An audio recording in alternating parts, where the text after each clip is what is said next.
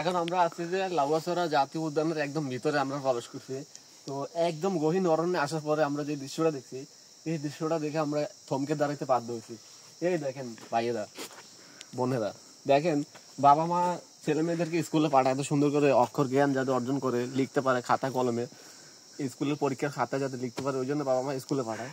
আর দেখেন তারা সেই প্রতিভা কোথায় এসে চর্চা করতেছে। এই দেখেন এখানে কি লিখছে, শাহাদাত লাভ বন্যা, রুবি লাভ জুয়েল। এই দেখেন এখানে আরো আছে profession Shariful sir, profession model school Mymensingh. এগুলো লেখার দরকার আছে। আই লাভ ইউ গুনগুন, এগুলো লেখার দরকার আছে। I love you Marjana. কি সব অবস্থায়। এখানে আবার দেখেন আসিয়া, বন্যা, সীমা, ফারজানা, বিলকিস। আরে ভাই ভালোবাসা প্রকাশ করার জন্য কি এই বোর্ডটা এখানে দিছে। এই বোর্ডটা নিশ্চয়ই বনের মধ্যে দিচ্ছে যে বন কর্তৃপক্ষের অন্য আরেকটা উদ্দেশ্য ছিল, মানুষকে সচেতন করার জন্য। দেখেন তারা সেই সচেতনমূলক বিলবোর্ড সরায়, তারা তাদের নিজস্ব প্রতিভার এখানে বিস্ফোরণ ঘটাইছে। এই হলো দেশের অবস্থা বন্ধুরা।